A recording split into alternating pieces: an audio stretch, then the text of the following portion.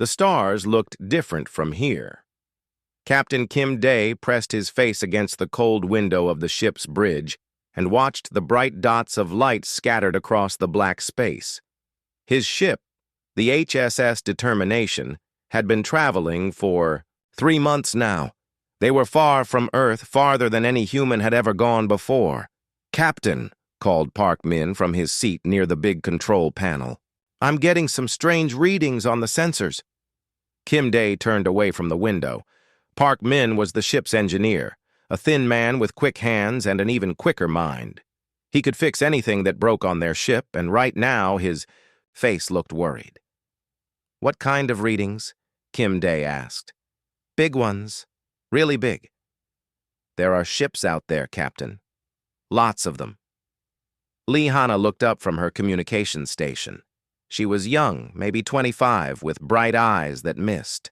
"Nothing. I'm picking up signals, too. They're not speaking any language I know." Kim Day felt his heart beat faster. They had come out here to explore, to see what was beyond human space, but they had always wondered if they would find other life, other people. Now it seemed like they had their answer. "How many ships?" He asked Park Min. "At least 20, maybe more. They're moving toward us," Kim Day thought quickly. The Determination was just one small ship with a crew of 12 people. They had some weapons, but nothing too powerful. They were explorers, not fighters. "Lee Hanna, can you send them a message?" "I can try, Captain. What should I say?" "Tell them we come in peace. Tell them we just want to talk." Lee Hanna's fingers moved over her controls. She spoke into her microphone, first in English, then in Chinese, then in Korean. She tried every language she knew, speaking slowly and clearly. The answer came fast. A deep voice filled the bridge, speaking words they could not understand. But the tone was clear. It was not friendly. "Translation coming through now," Lee Hanna said. The ship's computer had been working to understand the alien language. They're saying we must surrender immediately." Kim Day felt cold. "Surrender? We haven't done anything wrong." The alien voice spoke again. This time the translation was clearer. "Small ship, you have entered Valdoran space without permission. You will shut down your engines and prepare to be taken. Any resistance will result in your destruction." Park Min looked at his captain. "What do we do?" Kim Day thought about his crew. 12 good people who had signed up to explore the stars, not to fight aliens. But he also thought about Earth, about humanity. If these aliens were hostile, someone needed to get back home and warn everyone. "Send another message," he told Lee Hanna. "Tell them we're sorry for entering their space. Tell them we didn't know. Ask them to let us leave." Lee Hanna sent the message. The answer came back quickly, and it was not what they wanted to hear. "They say no. They say we must surrender now or they will attack." Through the window, Kim Day could see lights moving in the darkness. The alien ships were getting closer. They were huge, much bigger than the Determination. Their hulls gleamed with strange metals and bright weapons could be seen along their sides. "Captain," Park Min said quietly, "my sensors show they have enough firepower to destroy us 100 times over." Kim Day nodded. He had expected this, but he had also prepared for it. "Park Min, power up the new shields, the experimental ones." Park Min's eyes went wide. "Captain, we've never tested them in real combat. We don't know if they'll work." "We're about to find out." "Lee Hanna, send one more message. Tell them this is their last chance to let us go peacefully." The alien commander's response was quick and angry. "Foolish creatures, you dare to make demands? We are the Valdoran Empire. We rule 800 worlds. You will learn respect." One of the big alien ships moved forward. It was 3 times the size of the Determination, covered in weapons and armor. Bright energy began to build up in its main guns. "Here they come," Park Min said. "Remember," Kim Day told his crew, "we're not trying to win a war here. We just need to get home and warn Earth." The alien ship fired. Brilliant beams of energy shot across space toward the Determination. Parkman's hands flew over his controls, activating the experimental shields just as the energy beams hit. The determination shook, but it did not break apart. The shields held. More than that, they seemed to drink in the alien energy and make it their own. Impossible, came the alien commander's voice. Our plasma cannons should have destroyed them instantly. Kim Day smiled grimly. Parkman, return fire, but just a warning shot. The Determination's weapons were simple compared to the alien energy beams. They were just pieces of metal fired very fast. Kinetic projectiles, the engineers called them. Old technology, basic. But sometimes basic worked better than fancy. The metal slug hit the alien ship's shields and went right through them like they were made of paper. It punched a hole in the ship's armor and kept going, coming out the other side. The alien commander's voice was different now. Shocked. How did they penetrate our shields with such primitive weapons? Send the message now, Kim Day told Lee Hana. She spoke into her microphone. We came in peace, but we will defend ourselves if we must. This was just a warning. Let us leave, and no one else gets hurt. Park Min fired 2 more warning shots, each one hitting a different alien ship. The metal slugs went through their shields like they were nothing, damaging their hulls but not destroying them completely. Captain, Lee Hana said, I'm reading panic in their communications. They can't understand how our weapons work. Good. Park Min, prepare the jump drive. We're going home. The Determination began to glow as its jump drive powered up. It was another piece of human technology that worked differently from what the aliens expected. Instead of the bright flash of their hyperspace drives, the human ship seemed to fold space around itself. This is Admiral Vextar of the 7th Imperial Fleet, came a new alien voice. What are you? Kim Day picked up the microphone himself. We are humans. We came looking for friends, but we found enemies instead. Remember this day, Admiral. Remember that you fired first. The Determination vanished, leaving the alien fleet alone in space. Admiral Vextar stared at his screens. 3 of his ships were damaged, not destroyed, but hurt by weapons that should not have been able to touch them. And the humans had disappeared using a technology his sensors could barely detect. Admiral, his science officer said, should we report this to the Empire? Vextar thought for a moment. The humans had 1 small ship. Their weapons were primitive. Their shields were strange, but probably limited. They were no real threat to the mighty Valdoran Empire. Yes, report it. Tell them we found a new species. Minor threat level. They can be easily dealt with when we have time. But as he watched his damaged ships limp away, Admiral Vextar felt a small worry in the back of his mind. The humans had been ready for this fight, too ready, and their parting words bothered him.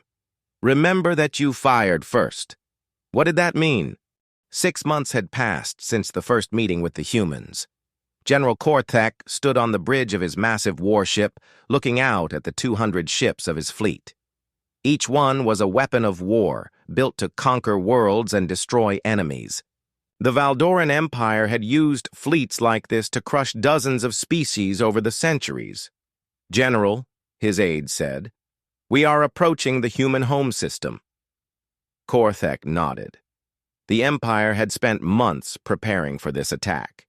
They had studied the reports from Admiral Vextar's encounter with the single human ship, 1 small vessel with strange shields and primitive weapons. The humans were clearly a young species, probably limited to a few worlds at most. How many ships do our scouts report? Korthek asked. Perhaps 50, General, all smaller than our cruisers. They appear to be defending their home planet. Korthek smiled. 50 ships against 200. This would be over quickly. Open a channel to all ships, he ordered. Today we add another species to the Empire. The humans showed defiance when they met Admiral Vextar. We will teach them the price of resisting Valdoran rule. The fleet moved forward, their engines creating bright trails in space. Korthek expected to see the human ships retreat or surrender when they saw the size of his force. Instead, something strange happened. "General," his sensor officer called out, "I'm reading new contacts. Ships are appearing from... I don't know where they're coming from." Korthek looked at his screens. The 50 human ships had become 100, then 200, then 300. They were materializing out of empty space, as if they had been hiding in the darkness between stars. What kind of technology is this? He wondered aloud. Admiral Choi Sung sat in the command chair of his flagship, the Indomitable Will. Around him, his bridge crew worked quietly and efficiently. They had been preparing for this day ever since Captain Kim Day returned, with news of the hostile aliens. "Admiral," his communications officer reported, "the Valdoran fleet is sending a surrender demand." "Let me hear it," Choi Sung said. The alien general's voice filled the bridge. "Human fleet, you are outnumbered and outgunned. Surrender now, and some of your people may be allowed to live as slaves. Resist, and we will destroy every ship, every station, every living thing in this system." Choi Sung picked up his microphone. "General Korthek, this is Admiral Choi Seung of the Earth Defense Fleet. You came to our home with weapons and threats. You will leave the same way you came, or you will not leave at all." Through his view screen, he could see the massive alien ships moving into attack formation. They were big and heavily armed, but they moved slowly, like ancient battleships from Earth's history. "All ships," Choi Sung announced on the fleet channel, "execute Pattern 7. Show them how we fight." The human ships moved like dancers. Where the alien vessels were slow and heavy, the human ships were fast and graceful. They seemed to flow around each other, never getting in each other's way, working together like a single living thing. Captain Yoon-jae commanded the Indomitable, one of the newest ships in the fleet. His vessel was only 1/3 the size of the alien cruisers, but it was fast and smart. Its hull was covered with sensors that could see everything around it, and its weapons were designed for precision, not just power. "Target the enemy flagship," he told his weapons officer. "Coordinate with thunder and lightning. Full railgun barrage on my mark." The 3 human ships moved into position, their paths crossing and weaving around the alien fleet. The Valdoran ships tried to target them, but the humans were too fast, too unpredictable. "Mark," Yoon-jae said quietly. 3 streams of metal projectiles shot across space at incredible speed. They were just chunks of dense material, accelerated to a significant fraction of light speed by magnetic fields. Simple technology, but devastatingly effective. The alien flagship's shields flickered and died as the projectiles passed through them. The metal slugs punched holes in the ship's armor, tore through its interior, and came out the other side. Secondary explosions bloomed along the ship's hull as critical systems failed. "Impossible!" General Korthek shouted as his ship shook around him.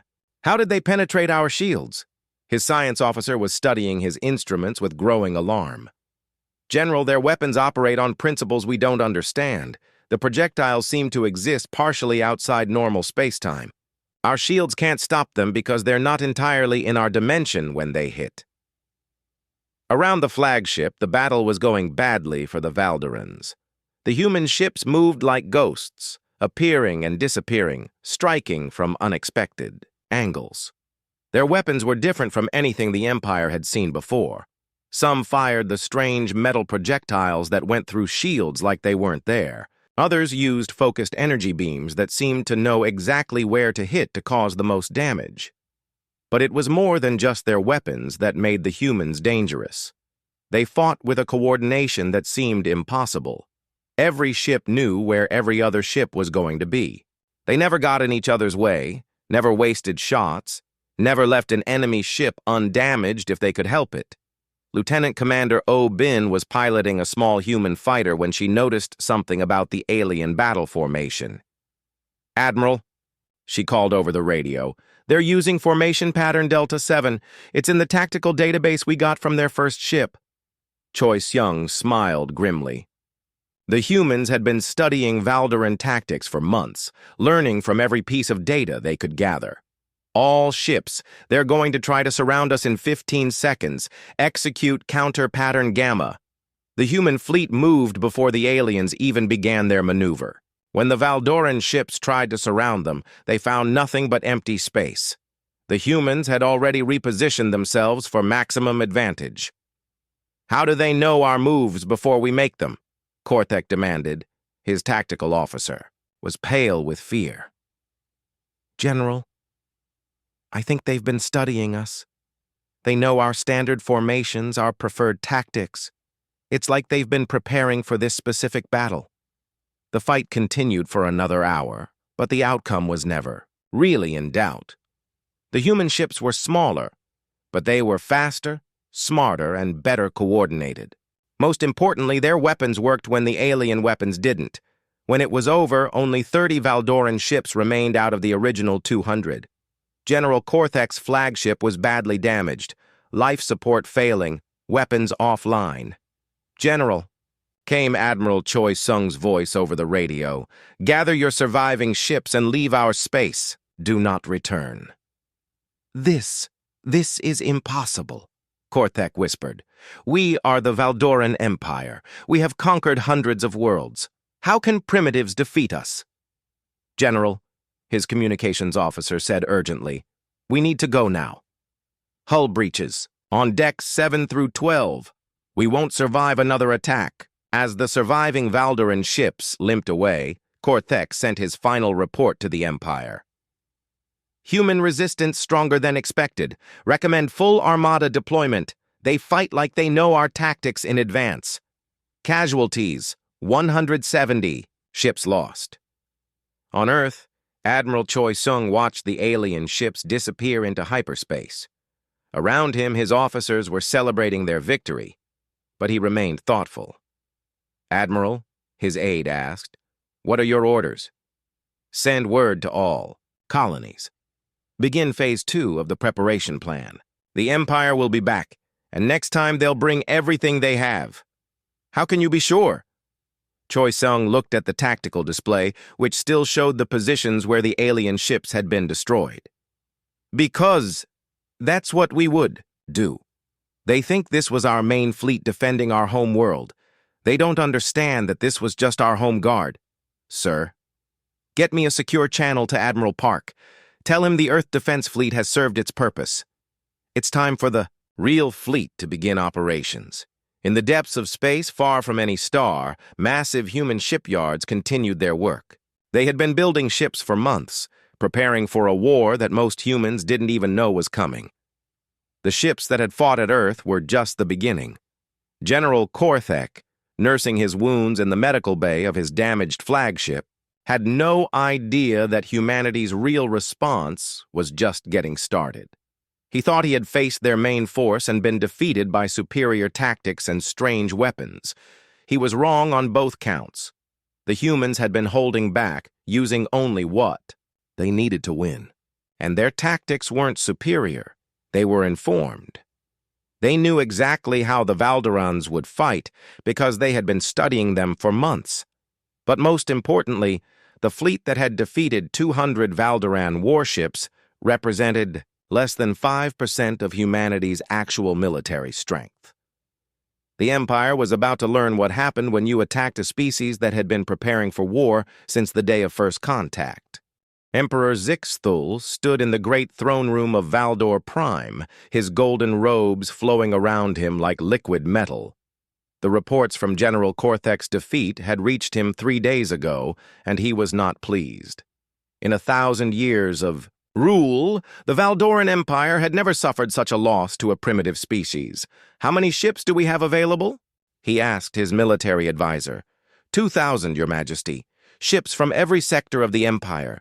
The Great Armada will be the largest fleet we have ever assembled." Zixthul nodded. The humans had shown they were more dangerous than expected, but they were still just one small species on the edge of known space. 2,000 ships would be enough to crush them completely.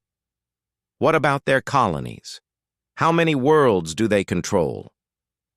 "Our scouts report perhaps a dozen worlds, Majesty. Small settlements mostly. They appear to be a young civilization, probably less than a century old in space. The Emperor smiled coldly. Then we will burn every world they have claimed. We will make sure no other species dares to resist the Empire like these humans did. But, as the Great Armada was being assembled, strange things were happening across Valdoran space. Supply convoys that should have taken cargo to the outer colonies were disappearing without sending distress calls. Patrol fleets were finding empty space where their listening posts should be. Most disturbing of all, the deep space sensors were detecting massive ship movements in systems that were supposed to be uninhabited. Captain Nam Wu crouched in the shadows of an asteroid field, watching a Valdoran supply convoy through his ship's sensors. His vessel, the Shadow Walker, was one of the new ghost ships, vessels that existed partially outside normal space-time. To most sensors, it was invisible. "Captain," his weapons officer whispered, 12 cargo ships, 4 escort cruisers. Standard patrol formation." Nam Wu studied the convoy. These ships were carrying weapons and supplies to a Valdoran colony world, but they were also carrying something else. Information about the Empire's military capabilities, their fleet movements, their plans. "Launch the collection pods," he ordered quietly. Small devices shot out from the Shadow Walker, invisible to the alien sensors. They attached themselves to the cargo ships like metal parasites, downloading everything from the ship's computers: star charts, military codes, personnel records, tactical data. Within minutes, the human ship knew more about Valdoran operations than most Imperial officers did. "Did they detect us?" Nam Wu asked. "No, sir. As far as they know, everything is normal." The captain smiled. The ghost ships had been raiding Imperial supply lines for weeks now, but they never destroyed anything, never hurt anyone. They just took information and disappeared. The Valdorans didn't even know they were being robbed. "Set course for the next target, and send this data to intelligence. They'll want to see what we found." Meanwhile, on a human colony ship disguised as a civilian transport, Colonel C.O. Young was overseeing one of the most important operations in human history. Around her, thousands of people were working with quiet efficiency, packing equipment, loading ships, preparing for the next phase of their plan. "Colonel," her aide reported, "the last of the manufacturing equipment is loaded. The shipyard components are secured. We're ready to jump." SEO Young nodded. To any outside observer, this looked like an evacuation. Civilian ships filled with refugees fleeing from the advancing Imperial Armada. But the truth was very different. Every ship that left human space carried advanced manufacturing equipment. Automated factories that could build more factories. Weapon blueprints that could be transmitted across the galaxy in seconds. Most importantly, they carried the plans for the human jump drive technology that allowed ships to appear and disappear at will. "Begin the jump sequence," she ordered. "And remember, we're not running away. We're spreading out." The human ships vanished into hyperspace, not toward the safety of Earth, but toward hidden bases scattered across the galaxy. Each ship would find an uninhabited system, set up its equipment, and begin producing more ships, more weapons, more ghost fleets. The Valdorans thought they were fighting one small species from 12 colony worlds. They had no idea they were about to face an enemy that was building fleets in 100 different star systems. On the bridge of his flagship, Admiral Jiang Quan watched the tactical display as the Great Armada approached Earth. 2,000 Valdoran ships, the largest fleet ever assembled. Against them stood 50 human vessels, the same force that had defended Earth before, or so it appeared. "Admiral," his communications officer called, "the Imperial commander is demanding our surrender." "Put him through," Jiang Quan said calmly. Emperor Zixthal's voice filled the bridge, transmitted from his personal command ship. "Humans, you have caused enough trouble. Surrender now, and your deaths will be quick. Resist, and we will make your entire species suffer." Jiang Quan picked up his microphone. Your Majesty, I'm afraid there's been a misunderstanding. You're not fighting Earth's fleet. You're fighting Earth's home guard. The real fleet is currently liberating your slave worlds. There was silence from the Imperial flagship. Then, what did you say? Check your communications, Emperor. I think you'll find some interesting reports waiting for you. Across Valdoran's space, emergency signals were pouring in from every corner of the Empire. Human fleets had appeared simultaneously at dozens of major Imperial installations. But these weren't just human ships. They were accompanied by vessels, belonging to species the Empire had conquered centuries ago. On the slave world of Zerion Prime, Commander Obin led a joint human-alien liberation force against the Imperial garrison. Her ships worked alongside Zerion fighters who had been secretly armed and trained by human advisors.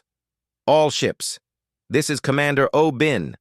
The orbital platforms are our primary target. The Zerions will handle ground operations. The battle was swift and decisive. The Imperial forces had been expecting a routine patrol, not a full-scale invasion by ships that appeared out of nowhere. Within hours, Zerion Prime was free for the first time in 300 years. Similar scenes were playing out across the galaxy. On Kelmorian 7, Lieutenant Han Sol coordinated with freed Kelmorian rebels to capture Imperial supply depots. On Beta Quintus, human ghost ships disabled the planet's defense grid while local resistance fighters seized control of the government buildings. The pattern was the same everywhere, humans providing technology and coordination while freed slave. Species provided numbers and local knowledge. It wasn't a human conquest of the Empire. It was a galaxy-wide revolution that humans had helped organize and equip. Emperor Zixthul stared at his communication screens in growing horror. Reports of rebellion were coming in from every sector. Worlds that had been loyal for centuries were suddenly in revolt. Species that had been crushed and enslaved were somehow fighting with advanced human weapons. "How is this possible?" he demanded of his advisors. "How do the humans have fleets in our territory? We've been watching their space for months." His intelligence chief, trembling with fear, provided the answer. "Majesty, we believe they've been infiltrating our space since their first contact with Admiral Vextar. Our analysis suggests they've been building hidden bases in uninhabited systems, using technology we don't understand. And the rebellions? They've been in contact with our subject species for months, possibly years, providing weapons, training, coordination. They didn't just attack us militarily, Majesty. They attacked the foundation of our empire." Back at Earth, Admiral Jiang Quan smiled as more reports came in. The liberation forces were succeeding beyond their best projections. World after world was throwing off Imperial rule, and the Valdoran military was too scattered to respond effectively. "Admiral," his tactical officer reported, "the Imperial fleet is requesting a ceasefire." "Tell them we'll consider it," Jiang Quan said, "after they withdraw from all occupied worlds and release all enslaved populations." Emperor Zixthul's voice came over the radio, and for the first time it sounded uncertain. "Admiral, surely we can reach some accommodation. The Empire has ruled for 1,000 years. There must be some way to—" "Your Majesty," Jiang Quan interrupted gently. "Your empire lasted 1,000 years because you never faced a species that believes freedom is worth dying for. Every species, including our own." The Emperor was quiet for a long moment. Then, "How many ships do you really have?" Admiral Jiang Quan looked at his displays, showing human fleets across the galaxy, liberation forces on dozens of worlds, and manufacturing centers that were producing more ships every day. "We stopped counting at 10,000, Your Majesty. Would you like to see our production reports?" The silence that followed lasted for nearly a minute. When the Emperor finally spoke again, his voice had changed. The arrogance was gone, replaced by something humans rarely heard from the Valdorans. "Fear. What do you want from us?" "Justice," Admiral Jiang Quan said simply. For every species you've enslaved, every world you've conquered, every life you've destroyed in the name of your empire. Around Earth, the Great Armada hung motionless in space, its commanders realizing that they were not besieging a planet. They were trapped by forces they couldn't see, couldn't count, and couldn't understand. The hunters had become the hunted, and the galaxy would never be the same. Dr. Lim Hai sat in her laboratory deep beneath the surface of New Geneva Colony, surrounded by screens showing data from across the galaxy. For the past week, she had been analyzing the intelligence gathered by the ghost ship raids. And what she had discovered was changing everything they thought they knew about the Valderan Empire. "Baek Jun," she called to her research partner, "you need to see this." Baek Jun looked up from his own workstation, where he had been studying captured Valdoran technology. "What did you find? Remember how we always wondered why the Valdorans were so confident when they first met us? Why they were so certain they could conquer humanity easily? Of course, they've done it hundreds of times before." Dr. Lim pulled up a holographic display showing a timeline stretching back over 8 centuries. "Look at this pattern. Every species they've conquered followed the same path. First contact, a small skirmish, then a quick invasion with overwhelming force. It's worked for them 800 times. Baek Jun studied the data. So what made us different? We cheated, Dr. Lim said with a smile. We knew they were coming. She brought up another display, this one showing intercepts of Valderan communications dating back 50 years. We've been listening to their radio signals since, before they knew we existed. We've been studying their tactics, their technology, their entire civilization. When Captain Kim Dae made first contact, we already knew more about them than they knew about us. But how is that possible? They said it was their first encounter with humans. Dr. Lim's expression grew serious. Because it wasn't an encounter, Baek Jun. It was a setup. The HSS Determination wasn't an exploration vessel, it was bait. The truth was even more complex than that.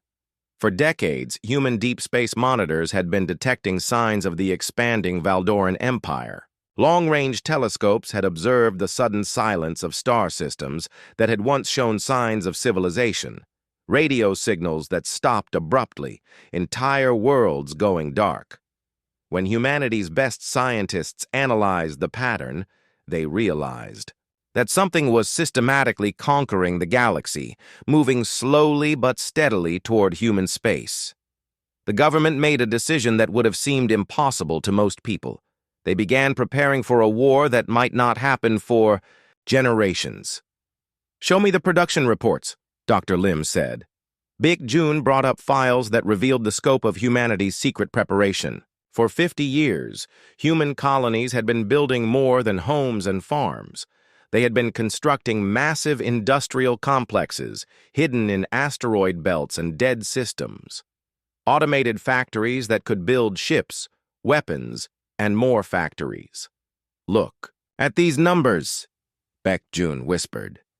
"We have shipyards in over 300 systems. Most people don't even know they exist. And the ghost ship program started 30 years ago. We've been testing stealth technology, jump drives, weapons systems. Everything the Valderans saw at Earth was old technology by our standards." Dr. Lim nodded grimly. The Empire made one critical mistake. They assumed we were like every other species they'd encountered. Unprepared, unorganized, fighting for survival. They never imagined we might be fighting by choice. On the other side of the galaxy, Emperor Zixthul was learning the same terrible truth from his own intelligence services. His throne room had become a command center, filled with analysts and military officers trying to understand how the situation had gotten so bad so quickly. "Explain to me again," the Emperor said slowly, "how the humans have been in our space for decades without us knowing."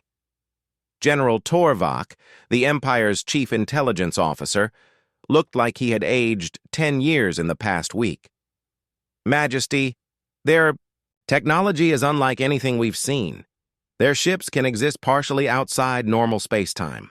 Our sensors simply cannot detect them when they don't want to be detected. And the rebellions, coordinated across the entire galaxy. They didn't just arm the slave species, Majesty.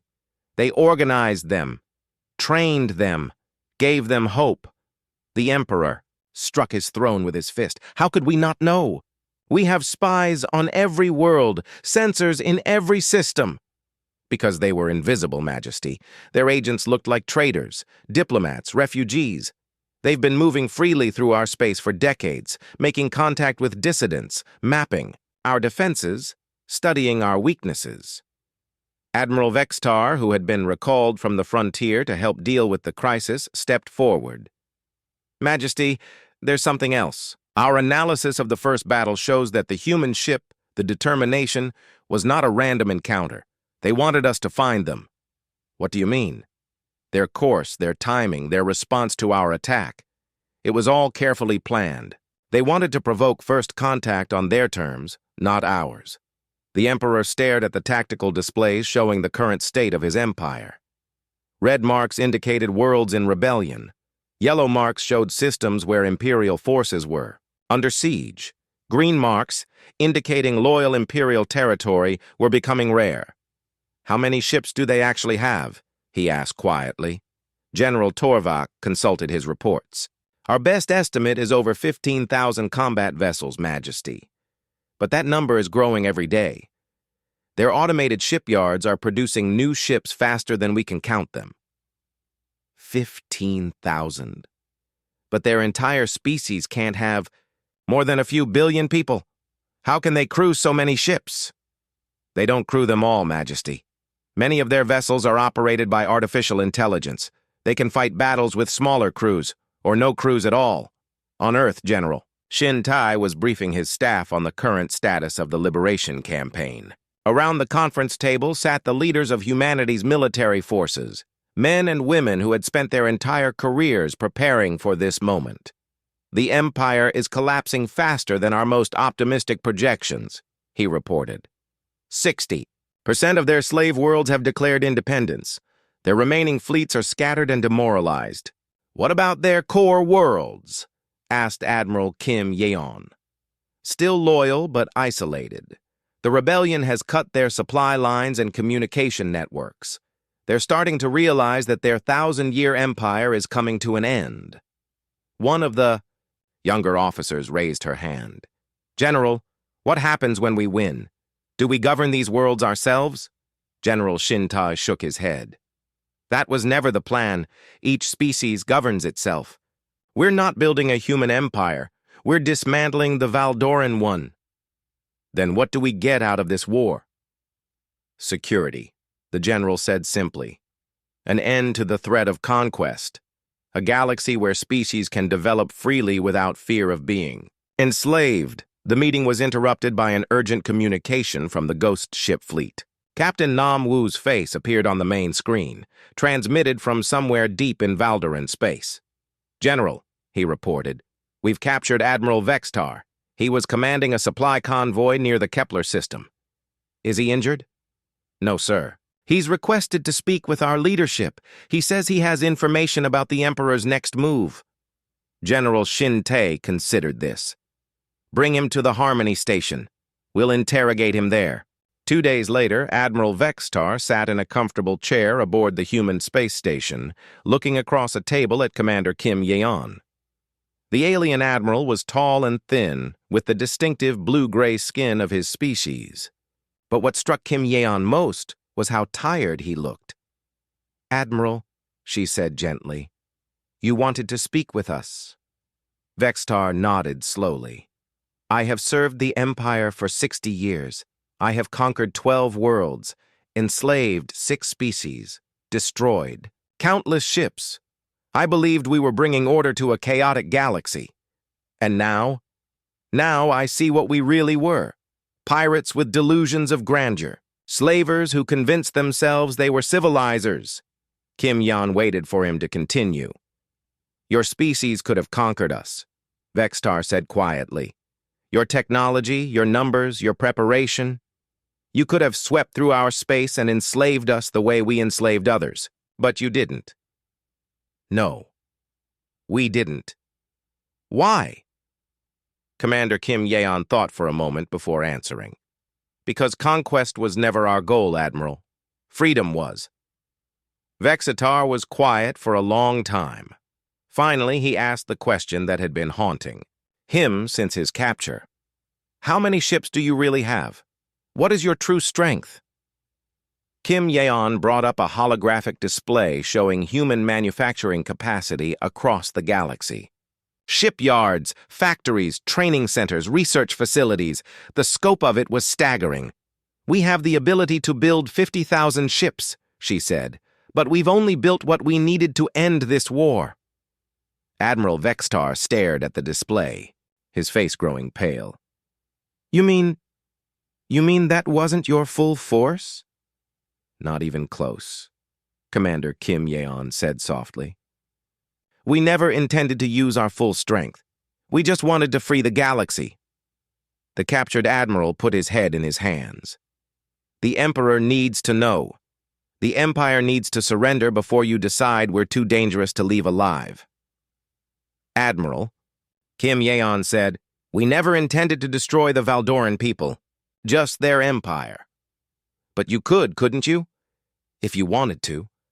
Commander Kim Yeon nodded slowly. Yes, Admiral, we could. The terrible truth was finally clear. Humanity hadn't won because they were desperate or lucky. They had won because they had been preparing for this war longer than the Empire had existed. And they had been holding back the entire time, using only as much force as necessary to achieve their goals. The neutral station hung in the empty space between galaxies, far from any star system that either side could claim as home. It had been built specifically for this meeting, the final negotiation between the dying Valdoran Empire and the humans, who had brought it to its knees. Emperor Zixthul arrived with the largest fleet he could still command, 500 ships, all that remained of the Great Armada that had once numbered 2,000. They were battered and worn, their crews exhausted from months of fighting a war they couldn't understand against an enemy they couldn't find. President Park Seo represented humanity, accompanied by Fleet Admiral Lee Do and a small diplomatic team. Their ship was modest, unremarkable. To the Valdorans, it looked like the humans were trying to appear weak, to lull the Empire into a false sense of security. They were wrong about that, just as they had been wrong about everything else. Your Majesty, President Park said as they sat across from each other in the station's conference room. Thank you for agreeing to this meeting. Emperor Zixthul studied the human leader. Park Seo was older than he had expected, with gray hair and kind eyes. She looked more like a teacher than a conqueror. I am here because I have no choice, he said bitterly. Your forces have destroyed my empire. Actually, Park Seo said gently, we helped your enslaved peoples destroy your empire. There's a difference. Do not play word games with me, human. You want something, or you would not have asked for this meeting. State your terms. President. Park looked at Admiral Lee Do, who nodded and activated a holographic display. It showed the current state of the galaxy. Hundreds of worlds now free from imperial control, new governments forming, trade agreements being negotiated between species that had been enemies for centuries. These are our terms, Your Majesty. The Valdoran Empire ceases to exist. All enslaved species are granted immediate independence. All imperial forces withdraw to the original Valdoran home systems. War crimes tribunals will be established to address the worst abuses of imperial rule. Zixthul laughed bitterly. And what do my people get in return? Exile? Extermination? Freedom, Admiral Lee Do said quietly. The same thing we've given to everyone else. Freedom to starve on our home worlds while the galaxy celebrates our defeat? President Park shook her head. Freedom to rebuild, to become something better than what you were. The Valdoran people aren't our enemies, Your Majesty. Your empire was? The Emperor stared at her for a long moment. You speak as if you have already won. Haven't we? Zixthul gestured toward the viewports, where his fleet waited in the darkness. I still command 500 ships, human. That is more than enough to make you pay a terrible price for your victory. Admiral Li Do touched a control on his wrist. The space around the station suddenly filled with light as thousands of ships materialized out of the darkness.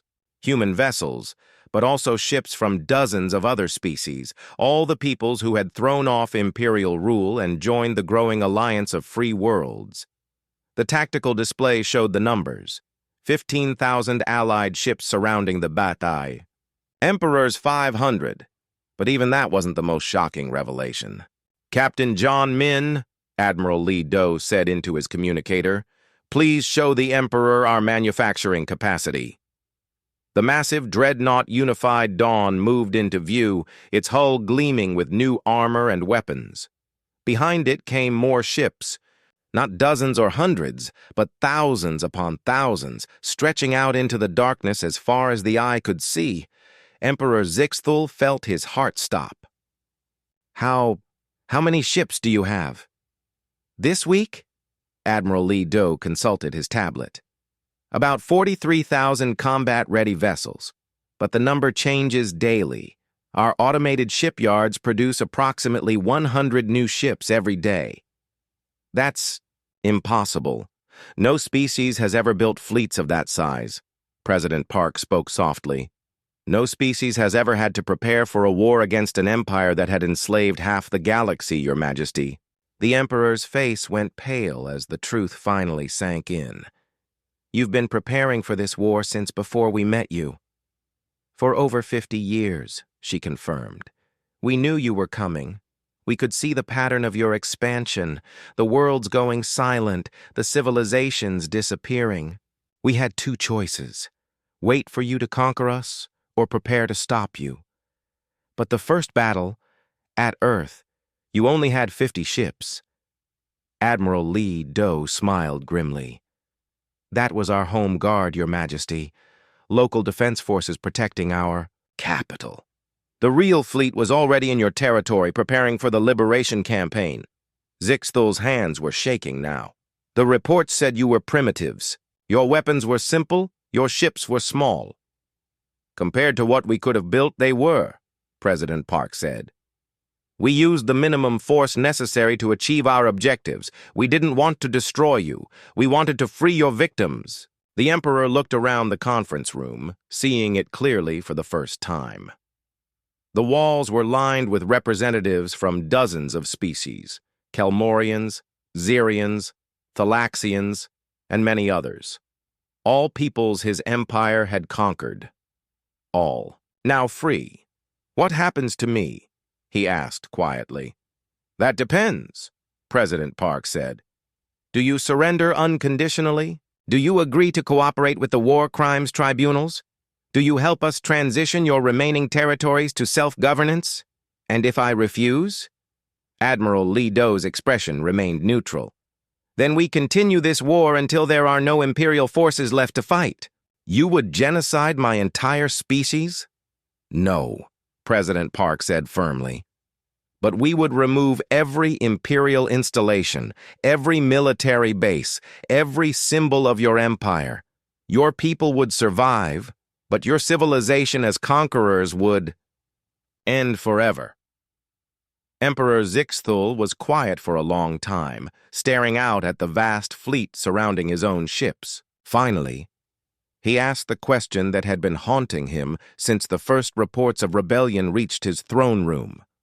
Admiral, when you defeated my forces at Earth, when you liberated our slave worlds, when you surrounded my remaining fleet, you mean that wasn't your full force? Admiral Li Do looked at President Park, who nodded slightly. He touched his tablet, bringing up new displays that showed the true scope of human preparation.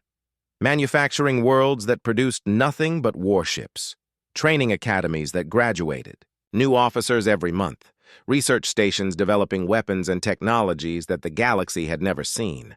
Your Majesty, Admiral Li Do said quietly, the forces we've used in this war represent approximately 30% of our total military capacity.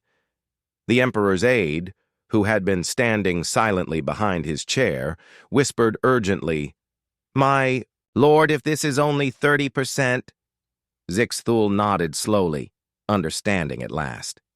"You could have destroyed us completely, any time you wanted." "Yes," President Park said simply. "Then why didn't you?" "Because destroying you was never the goal. Freedom was, for everyone, including your own people." The Emperor looked at his hands, remembering all the worlds he had conquered, all the species he had enslaved. "I have ruled for 40 years. My fathers ruled for 1,000 years before me. We believed we were bringing order to chaos. And now? Now I see that we were the chaos." President Park leaned forward. "Your Majesty, this doesn't have to be the end for your people. It can be a beginning. The Valdorans have skills, knowledge, culture. In a free galaxy, they could contribute so much more than they ever did as conquerors." Zixthul thought about his people, not the warriors and administrators of his empire, but the farmers and artists and scientists who had lived under imperial rule just as surely as any slave species. "What guarantee do I have that they will be treated fairly?" "The same guarantee we've given to every other species," Admiral Lee Do said. "Self-determination, the right to choose their own government, their own destiny. And if they choose badly, then they'll learn from their mistakes just like every other free people have to do." The Emperor stood up slowly, looking out at the vast fleet of liberated worlds. "I, Zixthul, last Emperor of the Valdoran Empire, hereby surrender unconditionally to the Alliance of Free Worlds. I dissolve the Empire and renounce all claims to conquered territories." President Park stood as well. "Your Majesty, history will remember this day as the moment the galaxy chose. Freedom over tyranny. What will you do now?" Zixthul asked. "Build your own empire? Rule the galaxy as we did?" "No," she said with a smile. "We're going to do something much more dangerous." "Which is?" "We're going to prove that different species can live together. As equals, govern themselves wisely, and solve their problems without conquering each other." As the surrender documents were signed and the Imperial fleet began its journey home, Admiral Lee Do made one final entry in his log. "The Valdoran Empire lasted 1,000 years because they never faced a species that considered freedom worth dying for. Today they learned what happens when an empire based on conquest meets a galaxy full of people who refuse to be conquered." 6 months later, the former Emperor Zixthul stood in a small garden on New Valdor, the relocated capital of the Valdoran Republic. He was no longer an emperor, just an old man tending to his plants and trying to understand how the galaxy had changed so quickly. A message came from the Galactic Council. Humans had discovered signals from another galaxy, possibly another expanding empire. The Council was asking all member species to contribute to a new defense preparation program.